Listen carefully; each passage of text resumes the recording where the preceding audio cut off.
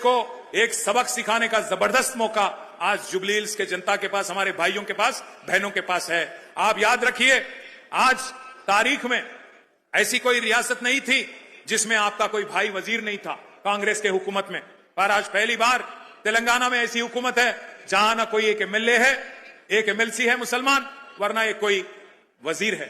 ఇంకొక మాట, పోయినసారి ఇక్కడ అజారుద్దీన్ గారు పోటీ చేసింది మీ అందరికి తెలుసు, ముఖ్యమంత్రికి కూడా తెలుసు। అజారుద్దీన్ గారు మరి మళ్ళా టికెట్ అడుగుతాడేమో అని చెప్పి ఏం చేసిండు ఈసారి, ఆయనకి ఏదో ఎమ్మెల్సీ ఇస్తున్నా అని చెప్పి ఒక కాగితం ఏదో తయారు చేసి ఆయన ముఖాన కొట్టిండు, ఆయనను కట్టుకొట్టిండు, బక్రా చేసిండు। ముఖ్యమంత్రికి కూడా తెలుసు అది నిల్వది, అజారుద్దీన్కి ఇచ్చే ఎమ్మెల్సీ కోర్టులో నిలబడది, కోర్టులో ఆల్రెడీ కేసు నడుస్తున్నది। అట్లాగే పక్కన షేక్పేట్ల ఖబరస్థాన్కు జాగా ఇచ్చినా అన్నాడు, అక్కడ పోతే అది నిలబడది కోట్ల అని తెలుసు, ఆర్మీ వాళ్ళు వచ్చి వాళ్ళు నిలగొట్టిరు అక్కడ। అట్లాగే 42% రిజర్వేషన్ అంటాడు, అది కూడా కోట్ల నిలబడదని తెలుసు। ముఖ్యమంత్రికి తెలిసి ఇవాళ జూబ్లీ హిల్స్ ప్రజల్ని, బీసీలని, మైనారిటీలను మోసం చేస్తా ఉన్నాడు।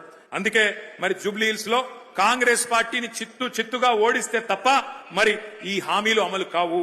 జూబ్లీ హిల్స్ గల్లీలో మీరు పంచి కొడితే ఢిల్లీలో అధిష్టానం అదిరి పడాలి, రేపటి రోజున ఖచ్చితంగా ఒక్కొక్క వాగ్దానం అమలు కావాలి।